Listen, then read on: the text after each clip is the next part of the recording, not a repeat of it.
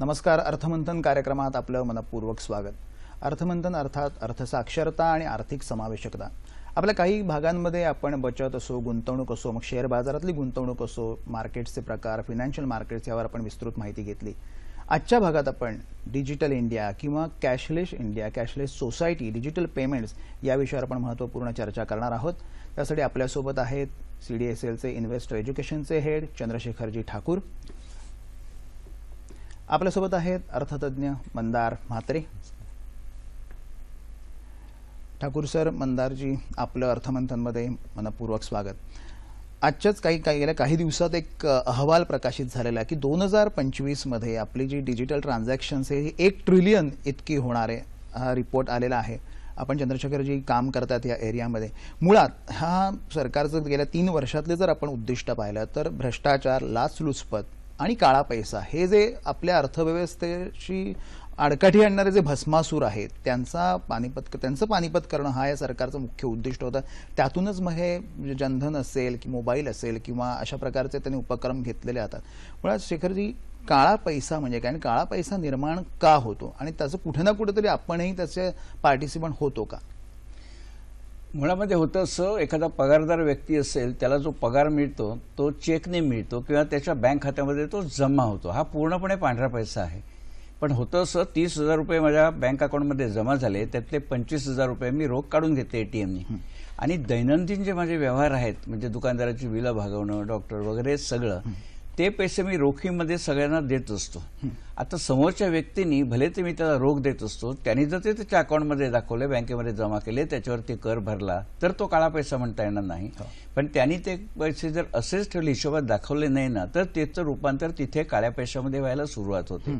त्यामुळे थोडंसं मी त्याला बेहिशेबी पैसा असं म्हणेन. तर ही सुरुवात सगळेच आपण करत असतो. कारण काय होतं, आज 100 रुपये जर मला बिल द्यायचं असेल, ग्रोसरी म्हणा किंवा कोणालाही, तर मी एक तर चेकने देऊ शकतो किंवा हे भीम वगैरे ॲप्स आहेत सरकारी, त्यांनी देऊ शकतो, POS यंत्राद्वारे देऊ शकतो. पण जर मी रोख दिली आणि समोरच्या माणसांनी ते जर बँकेत दाखवले नाही तर तिथे काळ्या पैशाच्या निर्मितीला प्रारंभ होतो. कुठेतरी जो अनअकाउंटेड मनी जो आहे तो कुठेतरी त्याचं काळा पैशाचं. मंदार, तुझी काय संकल्पना आहे या बाबतीत? आणि जसं मी म्हटलं की भ्रष्टाचार, लाचलुचपत आणि काळा पैसा हे अर्थव्यवस्थेला आपल्या आडकाठी आणणारेच मोठे घटक आहेत. त्या दृष्टीने कसं बघतोस तू याकडे? अगदीच. म्हणजे काळ्या पैशाचा एक मेजर डिसएडव्हान्टेज असा आहे की ते फॉर्मल इकॉनॉमीमध्ये येत नाही. त्यामुळे त्याचा एक जो मायक्रो इकॉनॉमिकला इम्पॅक्ट आहे, इंटरेस्ट रेट घ्या किंवा इन्फ्लेशन घ्या, त्याला भरपूर आहे. आणि त्यामुळे आपल्याला त्याच्यावरती स्टॉप करणं फारच गरजेचं आहे आजच्या दिवसामध्ये. बरोबर. सर, आपण इन्व्हेस्टर एज्युकेशनचे हेड आहात. आपण बऱ्याच ग्रामपंचायतीपासून आपण सगळीकडे गेलेलं आहे. ह्यात वास्तविकता किती आहे की कॅशलेस सोसायटी आपण म्हणतो, हे म्हणणं सोपं आहे, पण त्यासाठी लागणारी इन्फ्रास्ट्रक्चर असेल की आता शहरात एक ठीक आहे ATM असतात, इतर काही गोष्टी असतात, गावागावातनं ह्या संकल्पनेकडे कसं पाहावं आणि त्याचा त्यांना फायदा होणं हे किती तुमच्यासाठी फायदेशीर आहे, हे आपण कशा रीतीने आपण पटवून देऊ शकतो? ज्यावेळी आपण इन्फ्रास्ट्रक्चरवरती बोलतो ना, रातोरात इन्फ्रास्ट्रक्चर निर्माण होत नाही. ही प्रक्रिया अशी आहे की ती हळूहळू सुरूच असते. जसं पूर्वी टेलिफोन आले त्यावेळी डायल नव्हती, त्याला नंतर डायल आली, नंतर STD आला. तर ही जी टेक्नॉलॉजी आहे ती हळूहळू होत जाणार आहे. पण गावामध्ये आज अशी परिस्थिती, उदाहरण द्यायचं झालं तर सिंधुदुर्गमध्ये देवगड म्हणून तालुका आहे, जिथे मी गेलो होतो, ग्रामपंचायत आहे, त्यांनी POS यंत्र बसवलं आहे. त्याचं कारण असं, तिथे लोकांच्याकडे पैसा आहे, बँकेत पैसा आहे, पण ATM मधनं यंत्रांनी पैसे काढता येत नाही, कारण तिकडे ATM मध्ये पैसेच पोहोचत नाहीत रोज. मग ते मंडळी काय करतात, त्या POS मशीनमध्ये ATM कार्ड टाकून त्याद्वारे घरपट्टी भरतात, शेतसारा भरतात. त्यामुळे हे इन्फ्रास्ट्रक्चर हळूहळू जाते सगळीकडे. आणि दुसरी गोष्ट म्हणजे काही लोक जे म्हणतात की देशामध्ये सगळीकडे इंटरनेट नाही आहे, मान्य आहे, पण जिथे इंटरनेट आहे, जिथे फॅसिलिटी अवेलेबल आहेत ना, तिथल्या लोकांनी ते करावं. म्हणजे काय होईल, त्यांची जर कॅशची गरज कमी झाली तर जिथे कॅश पोहोचत नाही तिथे तो पैसा जाऊ शकेल. बरोबर. म्हणजे मुळातच चलनी नोटा हातात नसताना व्यवहार होऊ शकतात, हा एक कॉन्फिडन्स सगळ्यांना येणं महत्त्वाचं असतं की माझ्याकडे जर खिशात नोटा नसतील तर माझ्या दैनंदिन जीवनात असंख्य अडचणी येऊ शकतात. हा प्रकारचा आपला एक म्हणतो की एक संभ्रम असतो मनात किंवा एक प्रकारची भीती असते. त्यामुळे बरेचसे अशी लोक की ATM कार्ड असेल तरी कॅशही बाळगतात, अशीही काहींची त्याच्यात हे असते. मुळात चलनी नोटांशिवाय सुरळीत व्यवहार होऊ शकतात का?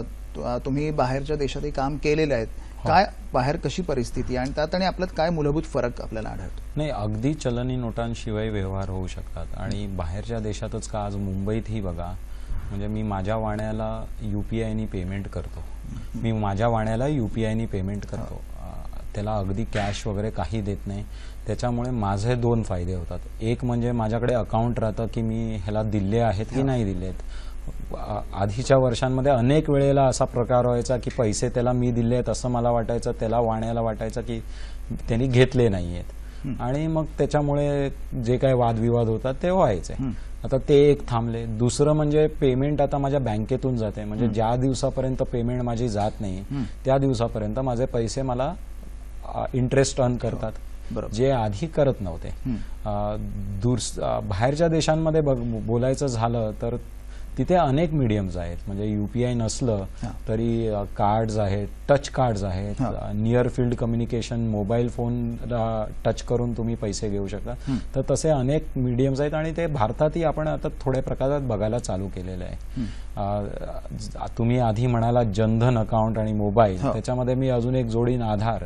त्यामुळे तुम्ही तुमच्या ट्रान्झॅक्शन्सवरती कंट्रोल ठेवू शकता, बरोबर, कन्सेंट देऊ शकता आणि तुमचाच फायदा त्यामुळे होणार आहे. बरोबर. सर, कॅशलेस व्यवहाराला म्हणजे सरकार सर्वतोपरी प्रयत्न करते की अधिकाधिक मंडळींनी कॅशलेस व्यवहार करा असं हे करते, प्रोत्साहन देणं सरकारचं उद्दिष्ट आहे. पण हे उद्दिष्ट एक काय प्रकारचं टाइमलाईन तुम्ही बघताय त्याच्यात की किती वर्ष किंवा हे झालं? आताचा जो अंदाज 2025चा आहे की 1 ट्रिलियन, म्हणजे अजून त्याला काही वर्ष आहेत. कशा प्रकारे ही योजना चालू आहे? माझं असं मत आहे की साधारणपणे 3 वर्षामध्ये व्हायला काहीच हरकत नाही. याचं कारण असं, पुढची जी पिढी आहे, आमची मुलं असं खिशात पैसे ठेवतच नाहीत कधी, सगळे ते ऑनलाईन करत असतात. प्रश्न आहे तो आमच्या पिढीचा. तर आमच्या पिढीला जर हळूहळू हे समजत आहे आणि ते समजतंय आणि ते करतायत हळूहळू, त्यामुळे 3 वर्षाच्या नंतर ही परिस्थिती नक्की राहणार नाही. आणि आज कसं होतं की खेड्यापाड्यामध्ये हे आता भीम द्वारे पेमेंट करायला काय करायला लागतं? आपल्या मराठीमध्ये एक म्हण आहे, तुझं आहे तुझं पाशी.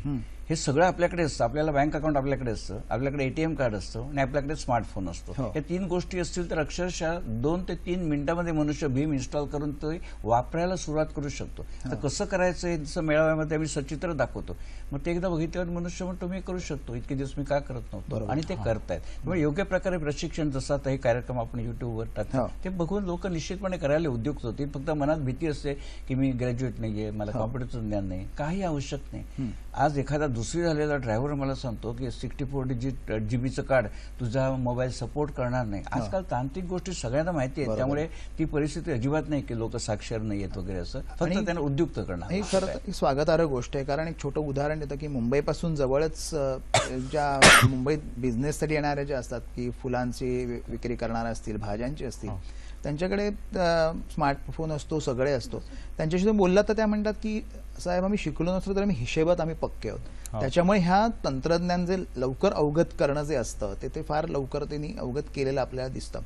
या ठिकाणी आपण एक छोटीशी विश्रांती घेतो. आपण पाहतात अर्थमंथन. नमस्कार. अर्थमंथन कार्यक्रमात पुन्हा एकदा आपलं स्वागत. आपल्यासोबत आहे चंद्रशेखरजी ठाकूर आणि मंदार म्हात्रे.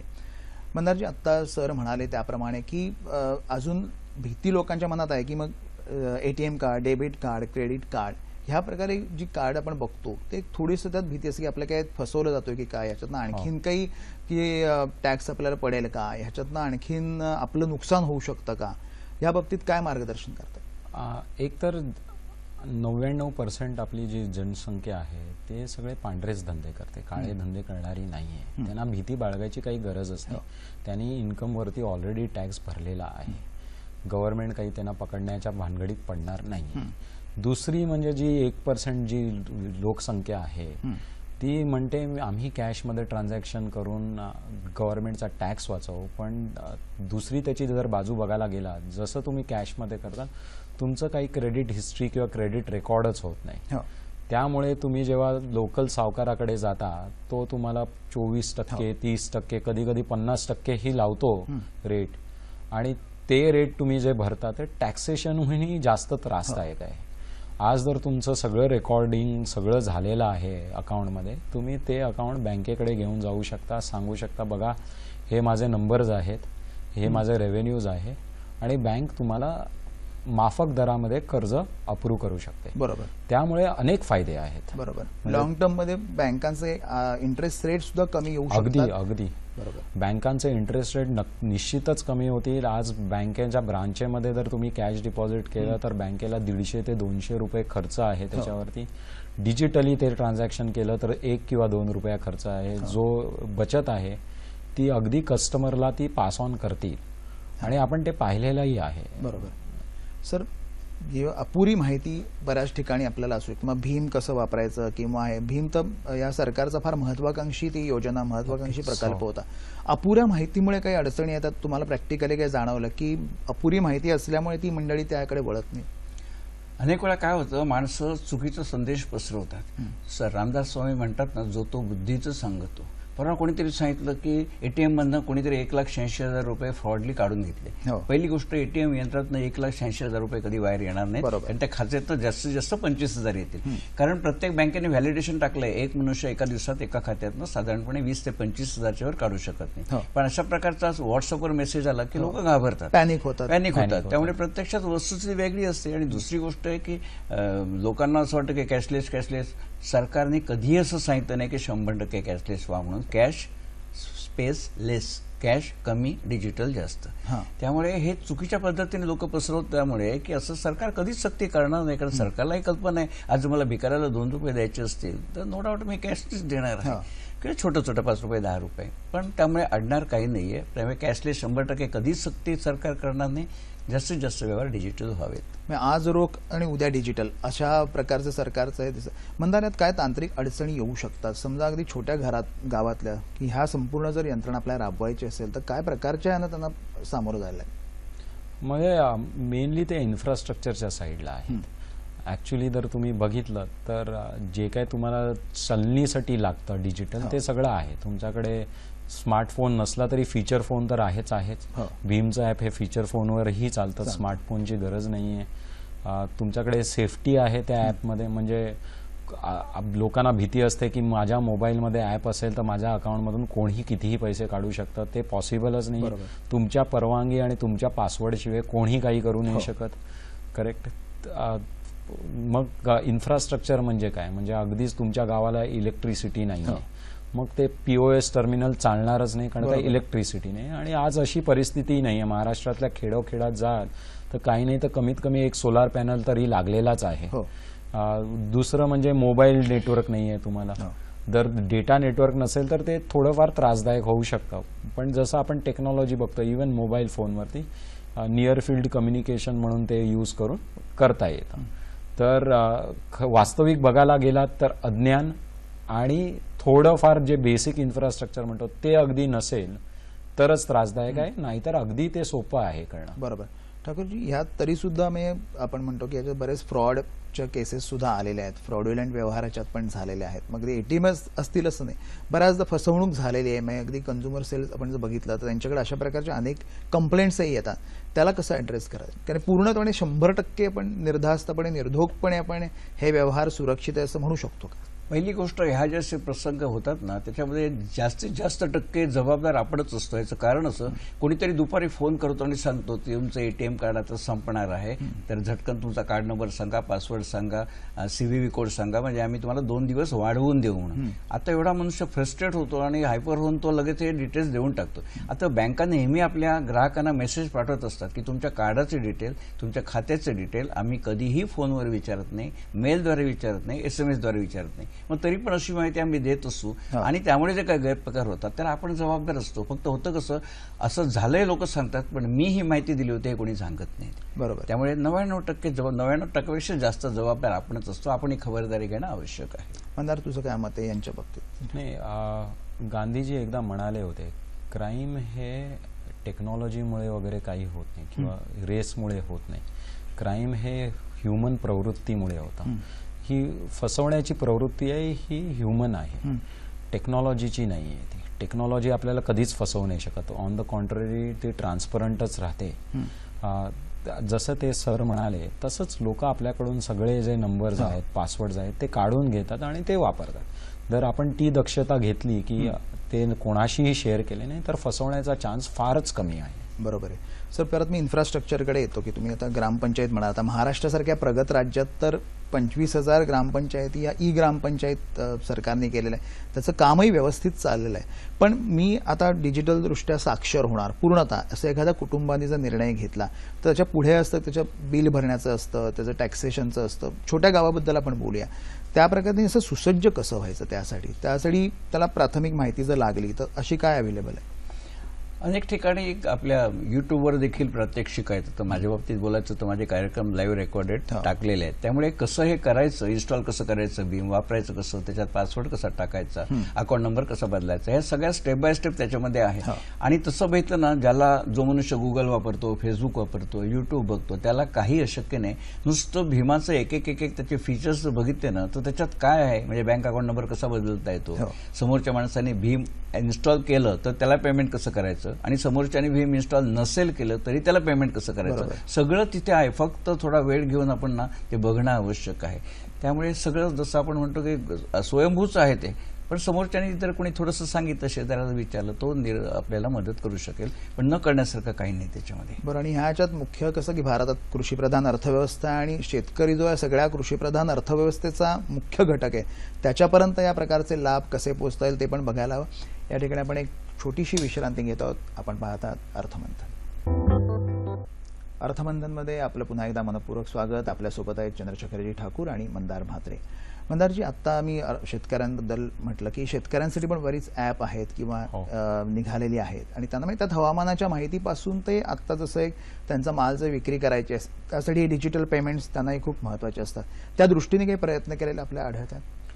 स्टार्टअप वर्ल्डमध्ये अनेक लोकांनी केलेले आहेत. बँकाही आता त्यांना सपोर्ट करत आहेत. म्हणजे एक अगदी मी स्टार्टअप पाहिली होती, ते इस्रोचा सॅटेलाइट डेटा घेऊन आपलं शेत, त्याचा शेवटचा 10 वर्षाचा कसा त्या प्रकारे शेत आला आहे, शेती पेरली आहे की नाही पेरली आहे, किती वरती आली आहे, ह्या सगळ्याची माहिती देतात. आणि बँका ह्या डेटाचा यूज करून शेतकऱ्यांना लोन एक्सटेंड करू शकतात. यामुळे काय होतं, म्हणजे मी सारखं म्हणतोय, जेवढं आपण डिजिटल जातो तेवढा फ्रॉड करण्याचा चान्स कमी होतो, ट्रान्सपरन्सी जास्ती होते आणि त्याचे अनेक फायदे होतात. बरोबर. ह्यामुळे बँकांनाही आता कळू शकतं की ह्यामध्ये काय चाललंय, काय नाही चाललंय. बरोबर. अनेक फार्मिंग ट्रॅक्टरच्या कंपन्या आहेत, त्यांच्या गाड्यांमध्ये आता डेटा प्लॅन्स वगैरे इन्क्लुडेड आहेत. म्हणजे इंडियामध्ये फारशा नाही आहेत, पण US मध्ये आहेत, ज्या शेतकऱ्यांना कळवतात की आता तुमची गाडी खराब व्हायला आली आहे, की सर्व्हिसिंगची गरज आहे, आणि ती अगदी ऐन वेळेला, म्हणजे ज्या दिवशी आपल्याला शेत कापायचं असतं अगदी त्या दिवशी गाडी खराब मिळणं याचा प्रकार वगैरे होत नाही.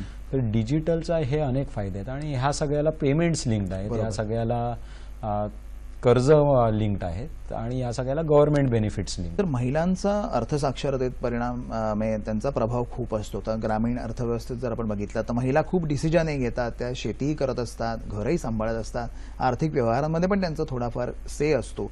महिला जितक्या लवकर अर्थसाक्षर होतील, जसं आता माननीय पंतप्रधानांनी महिला दिनाच्या दिवशी म्हटलं होतं की वुमन एम्पॉवरमेंट, आणि तसं ग्रामीण भागातून तुम्ही कार्यक्रम करता ठिकठिकाणी, महिलांचे काय प्रश्न असतात, महिला काय तुम्हाला विचारतात प्रश्न, आणि त्या कितपत उत्सुक असतात याबाबत? त्या खूप उत्सुक असतात, पण पहिल्यांदा त्यांनी मनात घेतलेलं असतं आम्हाला हे कळणार नाही वगैरे अशा गोष्टी असतात. पण प्रत्यक्षात कार्यक्रम ऐकल्यावरती त्यांना वाटतं की मी निश्चित करू शकेन, आणि त्या करतात. आता अनेक ठिकाणी परवा पालघरला जिल्हाधिकाऱ्यांनी कार्यक्रम केला होता महिलांसाठी. नंतर खाजगी ज्या संस्था आहेत महिलांच्या, महिला मंडळ, ते देखील हे कार्यक्रम करतात, आणि त्या हळूहळू करायला उद्युक्त होतात. कारण कसं होतं, एकदा ते कळलं की मी करू शकते की ते करतात. आणि महत्त्वाचं म्हणजे की अनेक लोकांना आजही वाटतं की डिजिटल काय व्हायचं, तर नोटा मिळत नाहीत म्हणून. नोटा मिळत नाहीत म्हणून डिजिटल होणं हे एक छोटंसं कारण आहे. बरोबर. महत्वाचं कारण असं असतं की डिजिटल व्यवहार केल्यामुळे, मंदारजी म्हणाले तसं, सगळे व्यवहार बँकिंगच्या थ्रू झाल्यामुळे त्या प्रत्येक पैशाचा हिशोब राहतो, आणि बँकेमध्ये पैसे जमा झाले की त्याच्यावर ती व्यक्ती की ती संस्था कर भरते. सरकारकडे कराचा जो संकलन आहे ते प्रचंड प्रमाणामध्ये वाढेल, आणि सरकार आपल्या खर्चाने सगळी विकासाची कामं करेल. त्यामुळे सरकारने जर आपल्या पैशाने रस्ते बांधले तर त्याच्यामध्ये टोल लावायची गरज लागणार नाही. उदाहरण म्हणून सांगितलं. बरोबर. तर तात्पर्य की हे डिजिटल व्यवहार जास्त होणं सगळ्यांच्याच हिताचं आहे, आणि लोक ते करत आहेत. अनेक वेळा आपण म्हणतो की अजून पोहोचलं नाही, असं नाही, खेड्यापाड्यामध्ये पोहोचलं आहे. कारण मी अनेक ठिकाणी बघतो की 4थी 5वीनं शाळा सोडलेला रिक्षा ड्रायव्हर तो देखील डिजिटल व्यवहार करतो आहे, कारण हे अतिशय सोपं आहे. मंदारजी, दूरगामी परिणाम एखाद्या मोठ्या अर्थव्यवस्थेवर, की आपण म्हटलं की जसं डिजिटलाइज होत राहील, जसं आता सर म्हणाले की सरकारकडे करसंकलन वाढेल, त्यातनं अनेक लोकोपयोगी कामं ते सरकार घेऊ शकतं. आणखीन काय दूरगामी परिणाम आपल्याला जाणवतात याचे? एक म्हणजे जसं मी आधी म्हटलं होतं, लोन्स मिळणं वगैरे फार सोपेचं होईल. कारण का आपला जेव्हा रेकॉर्ड व्हायला लागतो त्यावेळेला लोन्स कमी रेट्समध्ये मिळतात. जे आपण फारसे म्हणजे मी अगदी सोशल साईडला पाहिलं, अगदी खेडोपाड्यामध्ये गरीब शेतकरी 20% 30% लोन घेतात आणि मग ते त्यांना पे करता येत नाही, कारण का इंटरेस्ट रेट्स पिनल आहे. ते प्रकार फार कमी होते. त्यामुळे जे काही डेस्परेशन सेट होतं ते प्रकार फार नक्कीच कमी होते. दुसरी गोष्ट म्हणजे इकॉनॉमीच्या दृष्टीने पाहिलं, जेवढं आपण डिजिटल करू तेवढी इंडिया फास्ट ग्रो होईल. जेवढी इंडिया फास्ट ग्रो होईल तेवढे जास्ती नोकऱ्या होतील, आपल्याकडे एम्प्लॉयमेंट वाढेल. जी आपण आज फेस करतो आहे, आपलं 25% पॉप्युलेशन 2000च्या नंतर बॉर्न झालेलं आहे, त्या लोकांना त्या सगळ्या मुलांना आज नोकऱ्या मिळतील आणि अनेक ऑपॉर्च्युनिटीज मिळतील. आज आपण पाहतोय की डिजिटली आपण थोडेसे पाठी आहोत. जर US पाहिलं तर 5 मोठ्या ज्या स्टार्टअप्स आहेत, फेसबुक, गुगल, Amazon, नेटफ्लिक्स आणि ॲपल, ह्या US मधल्या आहेत. या भारतात का नाही? आपल्याकडे जनसंख्या आहे एवढ्या मोठ्या प्रकारात, आपल्याकडे आता साक्षरताही वाढलेली आहे. जसं आपण डिजिटल जाऊ तसा अनेक व्यवहार उत्पन्न होतील. आणि जे आपले प्रधानमंत्री म्हणतायत की everybody should now focus on startup, आपण स्वतःहून एम्प्लॉयमेंट क्रिएट करायला पाहिजे. ही ऑपॉर्च्युनिटी सगळ्यांनाच प्रेझेंट होईल. ती मुंबई किंवा पुण्यापर्यंतच राहणार नाही, ती खेडोखेड्यांमध्ये पोचली जाईल. ठाकूर सर, मंदारजी, आज आपण आम्हाला वेळ दिल्याबद्दल मनपूर्वक धन्यवाद. नमस्कार.